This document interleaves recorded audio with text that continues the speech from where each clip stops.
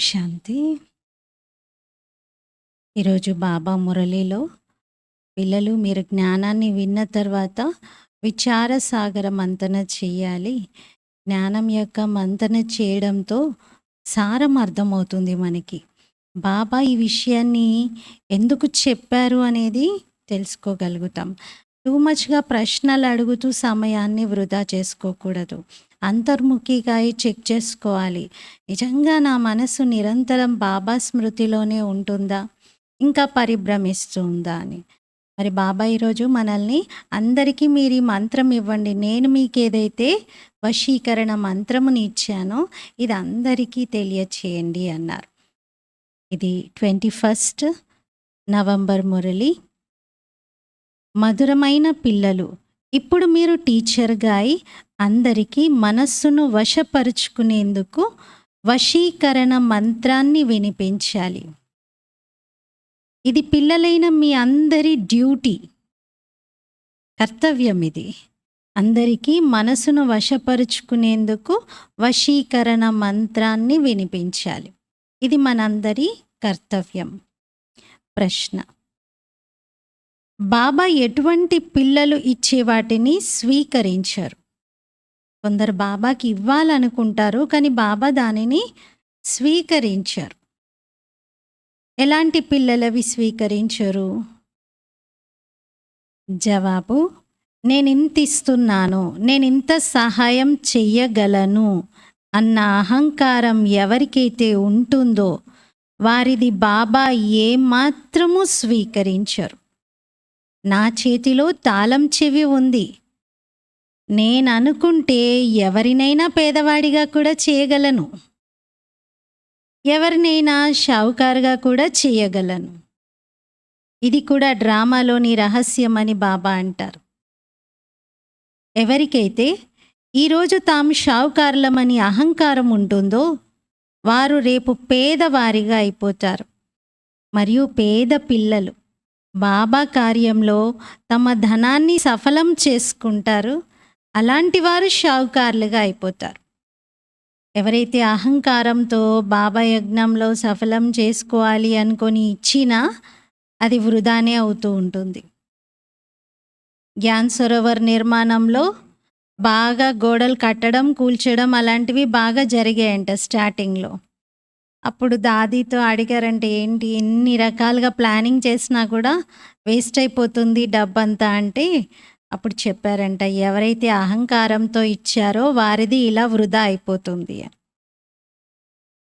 ఎవరైతే భావనతో ప్రేమతో నా జన్మ జన్మల భాగ్యం తయారవుతుంది, బాబా నాకు అనేక రెట్లు రిటర్న్ ఇస్తున్నారు, ఇది నా కోసం నేను జమ చేసుకుంటున్నాను అని ప్రేమగా ఇస్తారో వారిని బాబా షావుకారులుగా చేసేస్తారు. ఓం శాంతి. ఇప్పుడు బాబా మనకు కొత్త ప్రపంచ వారసత్వాన్ని ఇచ్చేందుకే వచ్చారని ఆత్మిక పిల్లలకు తెలుసు. ఎంతగా మనం బాబాని స్మృతి చేస్తామో అంతగా పవిత్రంగా అవుతామని పిల్లలకు పక్కాగా ఉంది కదా. మనం ఎంతగా మంచి టీచర్గా అవుతామో అంతగా ఉన్నత పదవిని పొందుతాం. బాబా మీకు టీచర్ రూపంలో చదివించడం నేర్పిస్తారు. మీరు మళ్ళీ ఇతరులకు నేర్పించాలి. మీరు చదివించే టీచర్గా తప్పకుండా అవుతారు, కానీ మీరు ఎవరికి గురువులుగా అవ్వలేరు. చదివించే టీచర్గా అవుతారు, కానీ గురువులుగా మాత్రం అవ్వలేరు. కేవలం టీచర్గా అవ్వగలుగుతారు. గురువు అయితే ఒక్క సద్గురువే, వారే నేర్పిస్తారు. సర్వులకు సద్గురువు ఒక్కరే, వారు టీచర్గా తయారు చేస్తారు. మీకందరికీ నేర్పించి మన్మనాభవ అనే దారిని తెలియజేస్తూ ఉంటారు. బాబా ఏమంటారు, నన్ను స్మృతి చేయండి మరియు టీచర్గా కూడా అవ్వండి. బాబా మీకు డ్యూటీ ఇస్తున్నారు. ఇది మనందరి కర్తవ్యం, డ్యూటీ. మీరు ఎవరికైనా తండ్రి పరిచయాన్ని ఇస్తే ఆ తండ్రిని స్మృతి చేయడం వారి బాధ్యత కూడా. టీచర్ రూపంలో సృష్టి చక్ర జ్ఞానాన్ని ఇవ్వాల్సి వస్తుంది.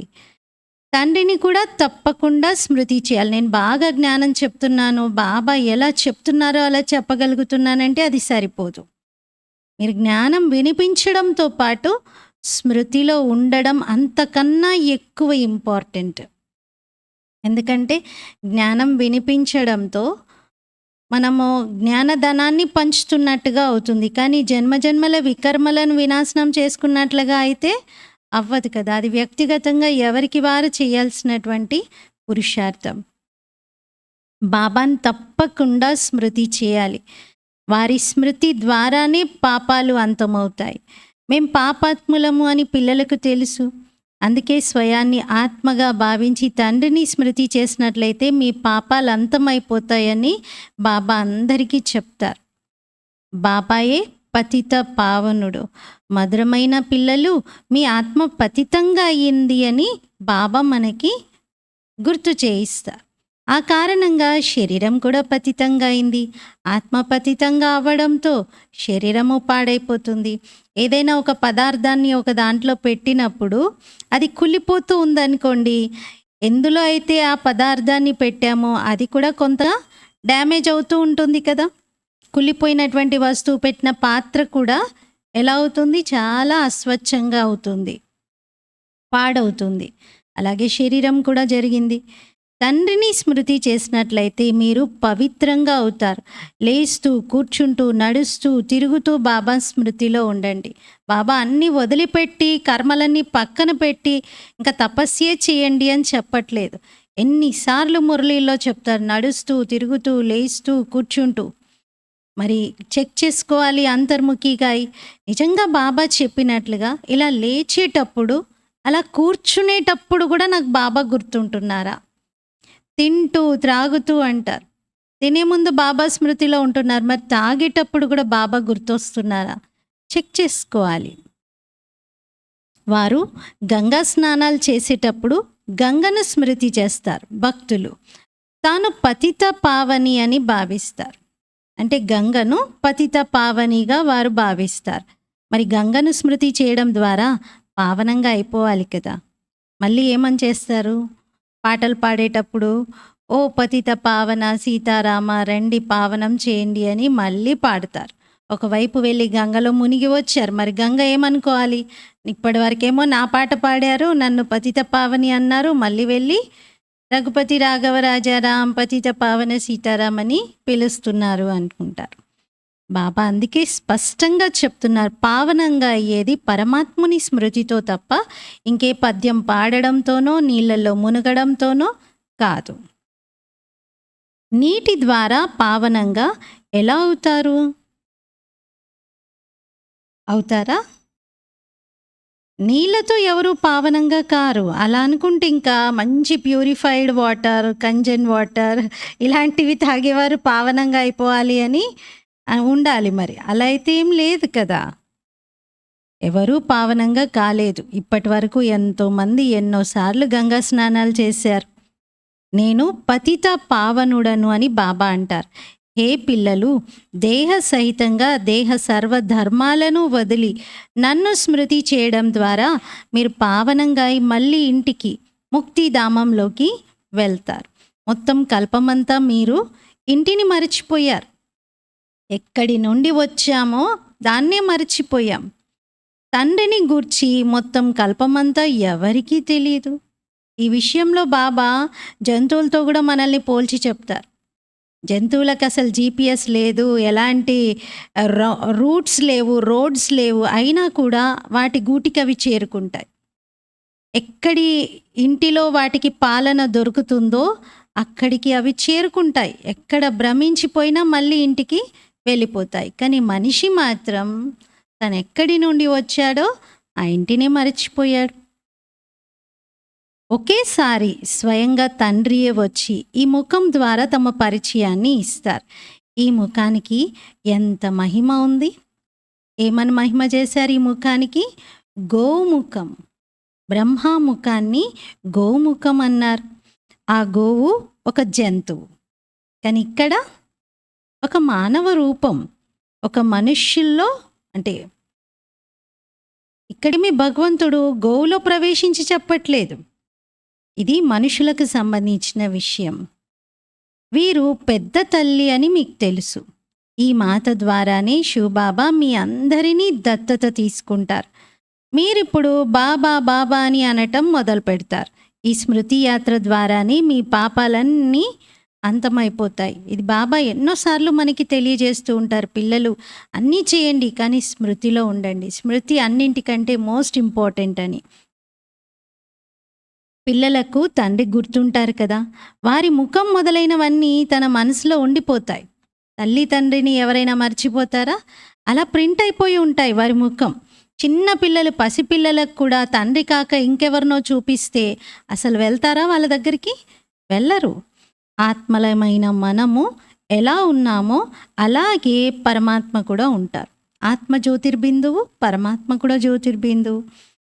ముఖ కవలికలలో ఇంకెటువంటి తేడా లేదు. ఆత్మ ఎలా ఉంటే పరమాత్మ తండ్రి అలాగే ఉంటారు. శారీరక సంబంధంలో అయితే రూపురేఖలు మొదలైనవన్నీ వేరుగా ఉంటాయి. కానీ ఆత్మ అయితే ఒకేలా ఉంటుంది. ఏ విధంగా మన ఆత్మ ఉందో అలాగే తండ్రి కూడా పరం ఆత్మయే. బాబా పరంధామంలో ఉంటారని, అలాగే మనం కూడా పరంధామంలో ఉంటామని పిల్లలైన మీకు తెలుసు.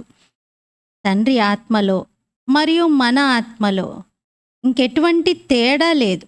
శక్తిలో తేడా ఉంది, రూపంలో తేడా లేదు. వారు బిందువే, మనము బిందువే. ఈ జ్ఞానము ఇంకెవరిలోనూ లేదు. బాబా మనకే తెలియజేస్తారు. తండ్రిని గూర్చి ఏమేమో అంటారు. సర్వవ్యాపి అని, రాయిలో రప్పలో ఉన్నాడు అని అంటూ ఉంటారు. ఎవరికి ఏదొస్తే అది అంటూ ఉంటారు. డ్రామా ప్లాన్ అనుసారంగా భక్తి మార్గంలో తండ్రి నామరూప దేశకాలాలను అందరూ మరచిపోవడమే ఉంది. డ్రామా ప్లాన్లోనే ఉంది అందరికీ విస్మృతి రావడం. మీరు కూడా మర్చిపోతారు. ఆత్మ తన తండ్రిని మర్చిపోతుంది. కొడుకు తన తండ్రిని మర్చిపోతే ఇంకేం తెలుసుకోగలుగుతాడు? అనాథగా అయిపోయినట్లే కదా. తన నాదుడిని తలుచుకోరు. తన పాత్రను గూర్చి కూడా తెలియదు. మనం మొదట ఇలా దేవీ దేవతలుగా ఉండేవారిమి. ఇప్పుడు జంతువుల కన్నా హీనంగా అయిపోయాం. ముఖ్యమైనది ఏమిటి అంటే మనం మన ఆత్మను కూడా మర్చిపోయాం. మిగతావన్నీ మర్చిపోతే పక్కన పెట్టండి, కానీ మిమ్మల్ని మీరు కూడా మర్చిపోయారు అంటున్నారు. మరి ఇప్పుడు ఇక దీనిని ఎవరు రియలైజ్ చేయించాలి? ఇంతగా విస్మృతి, ఇంతగా అన్నీ మర్చిపోయిన స్థితిలో ఉంటే ఎవరు దీనికి ట్రీట్మెంట్ ఇచ్చేది? మామూలుగా మరుపు ఉన్నటువంటి జబ్బును అల్జిమర్స్ అని, డిమెన్షియా అని పేర్లు పెట్టి దానికి కొంత కొంత ఉపశమనం కలిగించే విధంగా కొన్ని విధానాలు చెప్తూ ఉంటారు. అలాంటి సైకియాట్రీలో ఎన్నో ఉన్నాయి విధానాలు. అయితే ఇక్కడ బాబా అంటారు, మీరు బేహద్దులో మర్చిపోయారు కదా. మామూలు మరపు కాదు, ఇంటిని మర్చిపోయారు, మిమ్మల్ని మీరు మర్చిపోయారు, మీ ఒరిజినల్ ఫ్యామిలీ, మీ తండ్రిని మర్చిపోయారు. మరి ఇప్పుడు దీనికి ఎవరు రియలైజ్ చేయించాలి? ఏ జీవాత్మకు తాను ఎటువంటి ఆత్మయో, తాము ఏ విధంగా తమ పాత్రనంతటినీ అభినయిస్తున్నారో తెలియనే తెలియదు. మనమందరము సోదరులము అన్న ఈ జ్ఞానము ఇంకెవ్వరిలోనూ లేదు.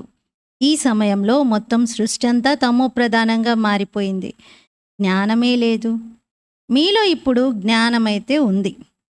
ఆత్మైన మనం ఇంతకాలం తండ్రిని గ్లాని చేస్తూ వచ్చామనేది బుద్ధిలో రియలైజేషన్ కలుగుతుంది. ఇప్పుడు బాబాను ఎంతగా నిందించాము అని గ్లాని చేయడం ద్వారా తండ్రికి ఇంకా దూరం అవుతూనే వచ్చాం. డ్రామా ప్లాన్ అనుసారంగా మెట్లు క్రిందకు దిగుతూ వచ్చారు.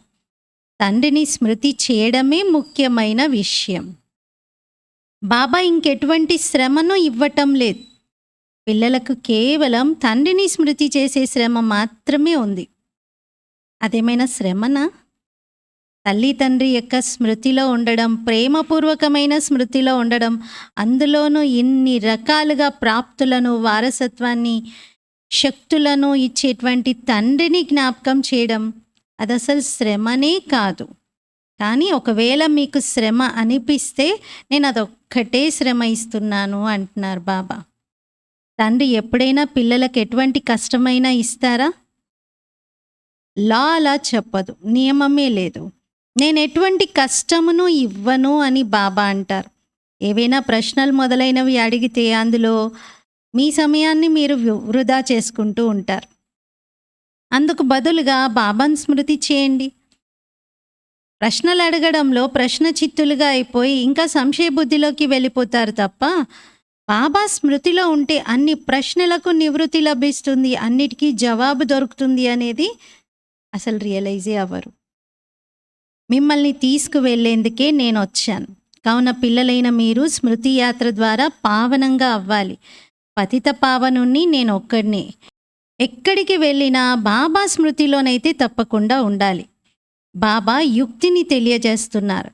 84 జన్మల చక్రం యొక్క రహస్యాన్ని కూడా బాబా అర్థం చేయించారు. ఎంతవరకు మేము బాబాను స్మృతి చేస్తున్నాము అని స్వయాన్ని పరిశీలించుకోవాలి. ఇంకెటువైపు కూడా ఆలోచించకూడదు. ఇది చాలా సహజమైనది. బాబాను స్మృతి చేయడం, తండ్రిని స్మృతి చేయటం.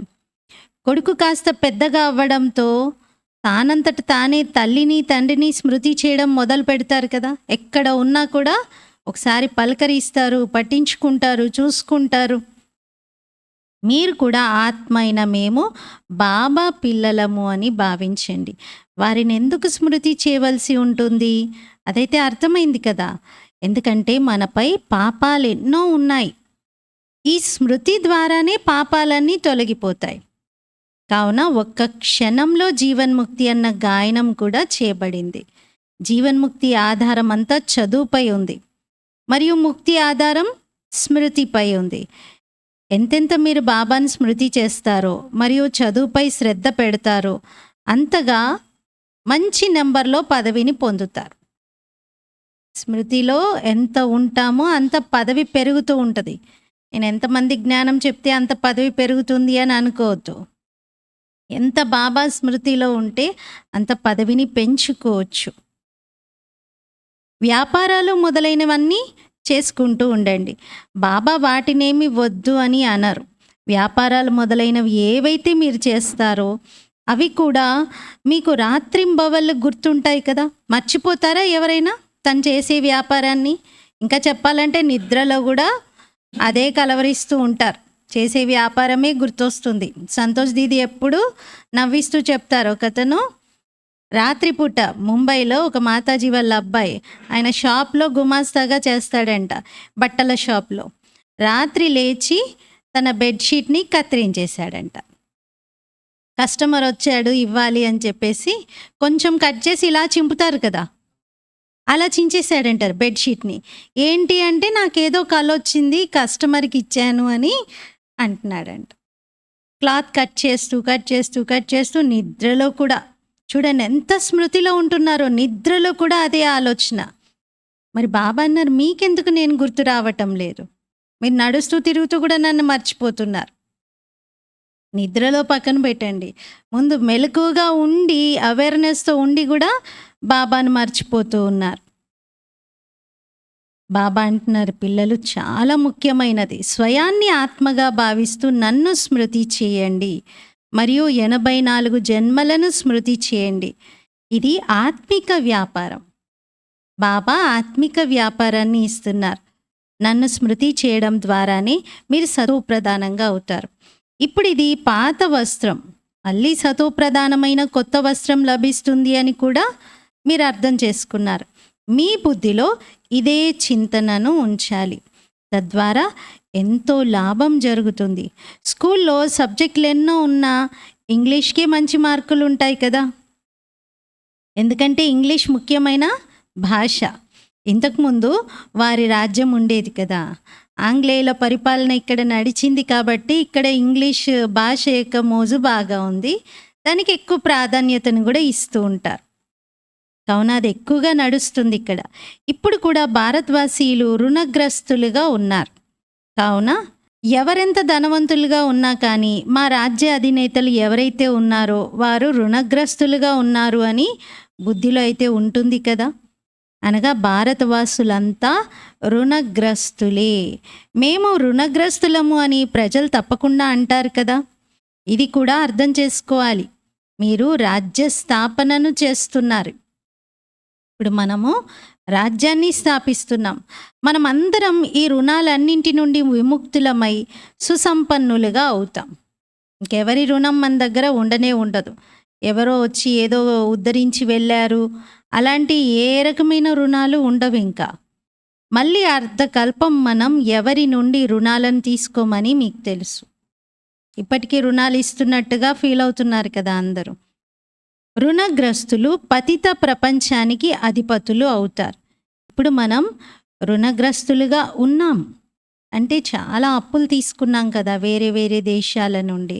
అందుకని బాబా అన్నారు మీరు రుణగ్రస్తులుగా ఉన్నారు. పతిత ప్రపంచానికి యజమానులుగాను ఉన్నారు.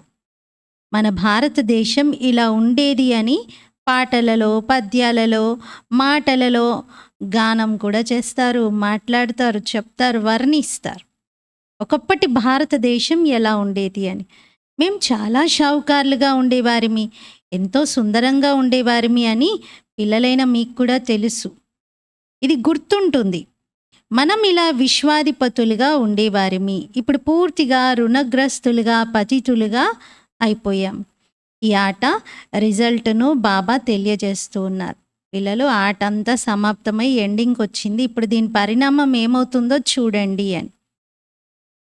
రిజల్ట్ ఏమిటి మరి? పిల్లలైన మీకు స్మృతి కలిగింది. సత్యయుగంలో మనం ఎంత షావుకారులుగా ఉండేవారిమి. మిమ్మల్ని అలా షావుకారులుగా తయారు చేసిందెవరు? బాబా. మీరు మమ్మల్ని ఎంత షావుకారులుగా తయారు చేశారు అని అంటారు కూడా. బాబా మీరు మమ్మల్ని ఎంత షావుకారులుగా తయారు చేశారు అని పిల్లలు అంటారు. షావుకారులుగా తయారు చేసేవారు ఒక్క తండ్రియే. ప్రపంచానికి ఈ విషయాలు తెలియనే తెలియదు. పాపం వాళ్ళు షావుకారులు అవ్వడానికి ఎన్నెన్నో ప్రయత్నాలు, చాలా కష్టపడుతున్నారు. కానీ ఇక్కడ మ్యాజికల్ ట్రిక్ భగవంతుడి దగ్గర ఉంది. మనం చాలా గొప్ప షావుకారులుగా అనేక జన్మల కోసం అవ్వచ్చు అనేది తెలుసుకోవట్లేదు. లక్షల సంవత్సరాలు అని అనడంతో మరిచిపోయారు. వారికి ఏమీ తెలియదు. ఇప్పుడు మీరు అన్నీ తెలుసుకున్నారు. మేం పద్మాపదం షావుకారులుగా ఉండేవారిమి అని, చాలా పవిత్రులుగా ఉండేవారిమి అని, చాలా సుఖవంతులుగా ఉండేవారిమి. అక్కడ అసత్యము, పాపము మొదలైనవేవి ఉండవు. మొత్తం విశ్వంపై మీరు విజయాన్ని పొందుతారు. శివబాబా మీరు ఏదైతే ఇస్తారో దానిని ఇంకెవ్వరూ ఇవ్వలేరు అని పిల్లలు కూడా బాబాతో ప్రేమగా చెప్తూ ఉంటారు. అర్థకల్పం సుఖాన్ని ఇవ్వగలిగే శక్తి ఇంకెవరికి ఉంటుంది? ఎవరికీ లేదు, ఒక భగవంతుడికి తప్ప. భక్తి మార్గంలో కూడా మీకు చాలా సుఖము, అపారమైన ధనం ఉంటుంది. ఎన్ని వజ్ర వైడూర్యాలు ఉండేవి, అవన్నీ మళ్ళీ చివర్లో ఉండేవారి చేతుల్లోకి వస్తాయి. ఇప్పుడైతే అసలు ఆ వస్తువులే కనిపించవు. మీరు తేడానైతే చూస్తారు కదా. మీరే పూజ్య దేవీ దేవతలుగా ఉండేవారు, మళ్ళీ పూజారులుగా అయ్యారు. మీరే పూజ్యులుగా, మీరే పూజారిగా అవుతారు. అయితే శివబాబా విషయంలో బాబానే పూజ్యుడు, బాబానే పూజారి అని అలా అనలేం. వారైతే సదా పూజ్యులుగానే ఉంటారు. పూజారిగా తయారు చేయడం రావణుడి పని. ఇది ప్రపంచంలో ఎవరికీ తెలియదు. మీరు కూడా మర్చిపోతారు. బాబా ప్రతిరోజు అర్థం చేయిస్తూ ఉంటారు. ఎవరిని కావాలనుకుంటే వారిని నేను షావుకారులుగా చెయ్యగలను. బాబా చెప్తున్నారు ఓపెన్గా. లేక పేదవారిగా కూడా చేయగలను అంటున్నారు. తండ్రి చేతిలో ఉంది ఇదంతా.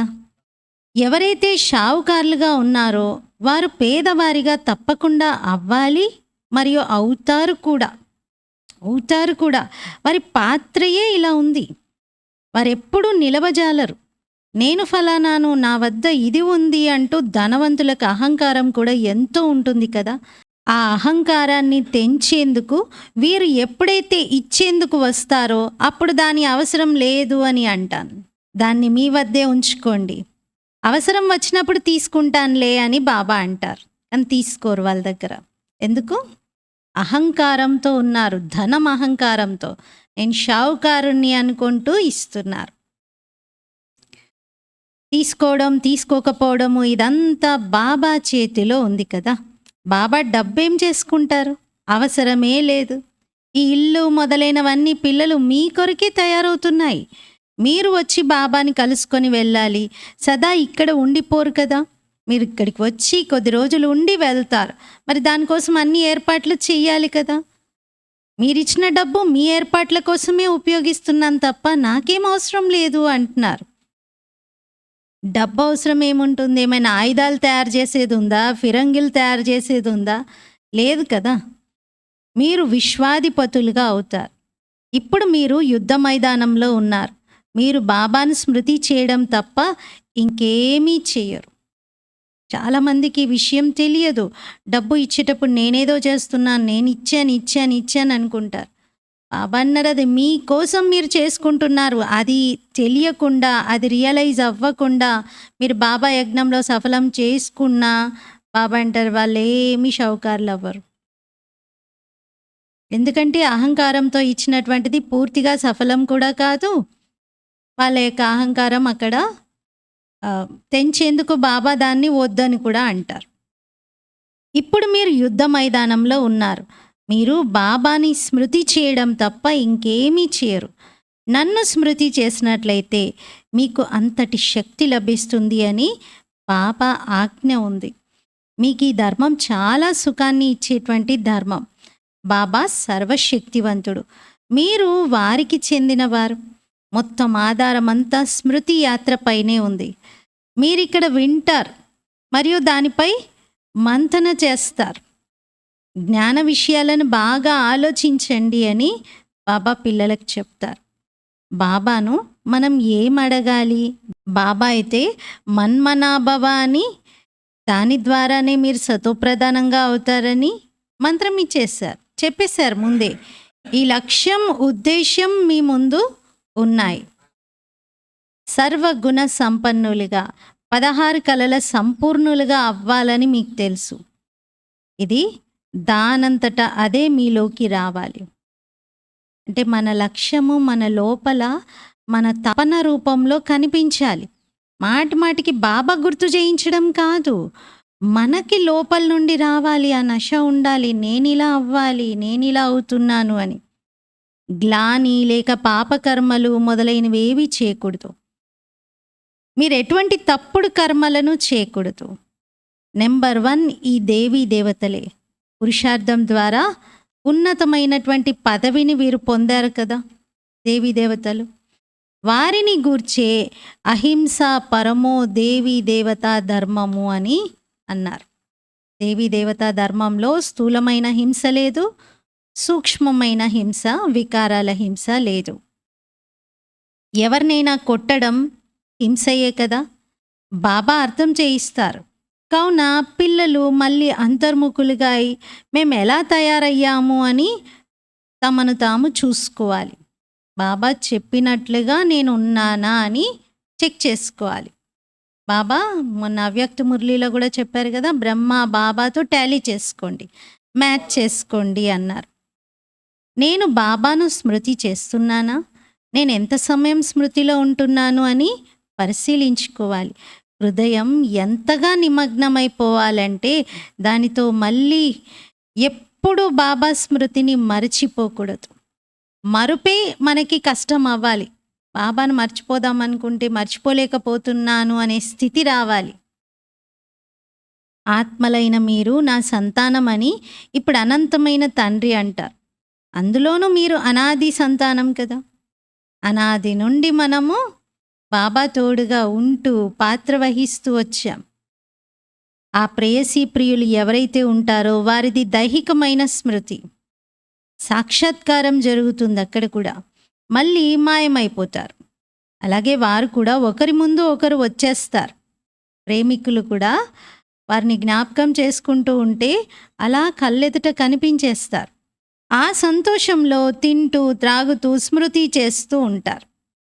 ఎవరిని ఇష్టపడతారో వారినే జ్ఞాపకం చేస్తూ ఉంటారు. మీరు ఈ స్మృతిలో ఉండండి. దీంట్లో ఎంతో శక్తి ఉంది. ఒక్క తండ్రిని స్మృతి చేస్తూ ఉంటారు మరియు మీకు మీ భవిష్యత్తు కూడా గుర్తు వస్తుంది. వినాశన సాక్షాత్కారం కూడా జరుగుతుంది. ముందు త్వరగా వినాశన సాక్షాత్కారం జరుగుతుంది. ఇప్పుడిక వినాశనం జరగనుంది అనేది అర్థమైపోతుంది. చిహ్నాలు కూడా అన్నీ అలా కనిపిస్తూ ఉంటాయి. ఇక తండ్రిని స్మృతి చేయండి అని మీరు చెప్పగలుగుతారు. బాబా వీటన్నింటినీ వదిలివేశారు కదా! చివర్లో ఏమీ గుర్తు రాకూడదు. ఇప్పుడు మనం మన రాజధానిలోకి వెళ్ళాలి. కొత్త ప్రపంచంలోకి తప్పకుండా వెళ్ళాలి. యోగ బలం ద్వారా పాపాలన్నింటినీ భస్మం చేసుకోవాలి. ఇందులోనే చాలా కష్టపడాలి. గడియ గడియ తండ్రిని మరిచిపోతూ ఉంటారు.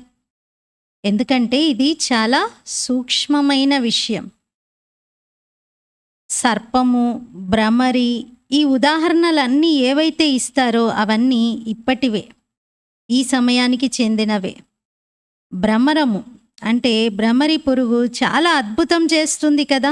భ్రమరి చెత్తలో ఉన్నటువంటి కీటకాలను తీసుకొచ్చి తన గూట్లో పెట్టుకొని వాటి చుట్టూ బూ బూ అని శబ్దం చేస్తూ తిరుగుతుంది. ఆ హమ్మింగ్ శబ్దానికి చిన్న చిన్న పురుగులు, వాటికి పల్చటి రెక్కలు ఉంటాయి. అప్పటి వరకు ఎగరలేని స్థితిలో ఉన్నటువంటి ఆ పురుగులు కాస్త నెమ్మదిగా ఈ హమ్మింగ్ సౌండ్కి వాటి రెక్కలలో బలం నిండి ఎగరటం మొదలు పెడతాయి.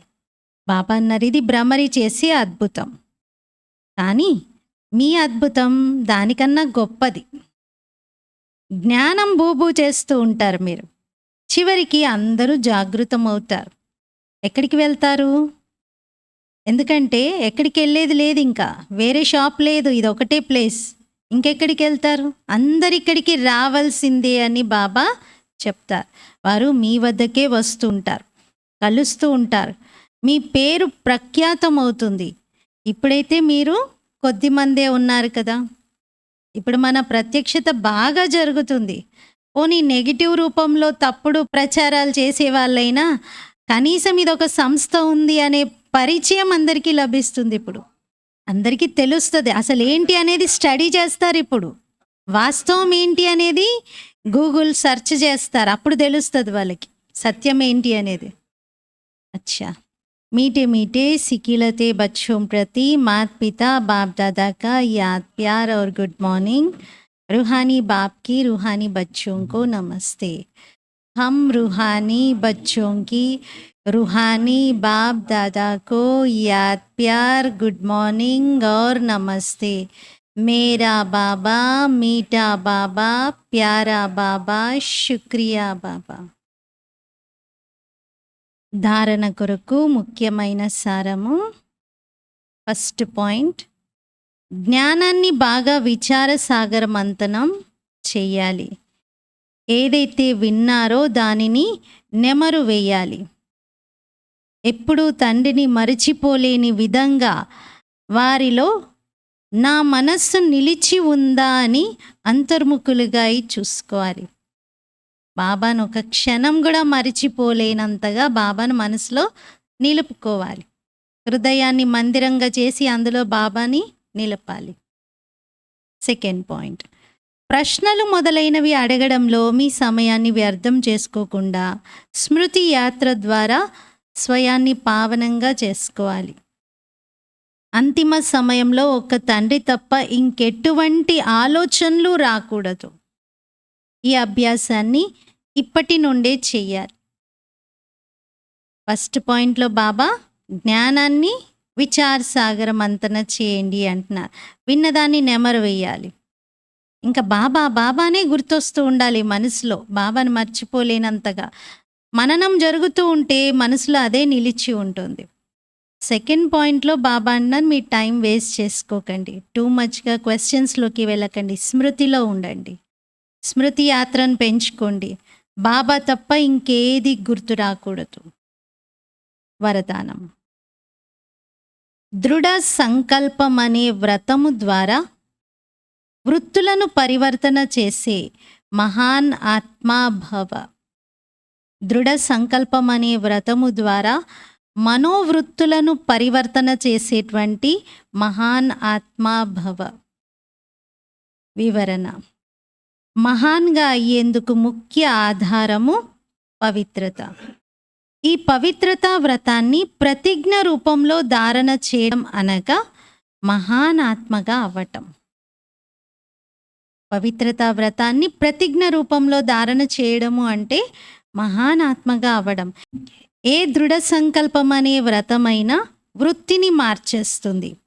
పవిత్రత వ్రతమును ధారణ చెయ్యడము అనగా తమ వృత్తిని శ్రేష్టంగా తయారు చేసుకోవటం. మరి వ్రతం పెట్టుకోవడము అంటే స్థూల రూపంలో పథ్యం పాటించటం మరియు మనస్సులో పక్కా సంకల్పాన్ని చేపట్టడం. స్థూలంగా ఏమో పథ్యం పాటించాలి, స్థూలంగా ఏమేం చేయకూడదు, ఏవేవి టచ్ చేయకూడదు, ఎటువైపు వెళ్ళకూడదు అవి చేయాలి వ్రతంలో. సూక్ష్మంగా మనస్సులో పక్కా సంకల్పం చేపట్టాలి, దృఢ సంకల్పం. కావున పావనంగా అయ్యే వ్రతంను చేపట్టాము మరియు ఆత్మలైన మనం సోదరులము అన్న సౌభాతృత్వపు వృత్తిని తయారు చేసుకోవాలి. ఈ వృత్తి ద్వారా బ్రాహ్మణులు మహానాత్మలుగా అయిపోతారు. స్లోగన్: వ్యర్థం నుండి రక్షించుకోవాలనుకుంటే ముఖంపై దృఢ సంకల్పం అనే బటన్ పెట్టుకోండి. బటన్ ఉంటే కూడా సరిపోదు, నొక్కాలి. ఈరోజు స్వమానం: నేను మహానాత్మను. దృఢ సంకల్పం అనే వ్రతంతో పవిత్రత ప్రతిజ్ఞను స్ట్రాంగ్గా చేసుకుంటూ వృత్తులను పరివర్తన చేసి సేవ చేయాలి. అలాంటి మహానాత్మగా అనుభవం చేద్దాం. ఓం శాంతి.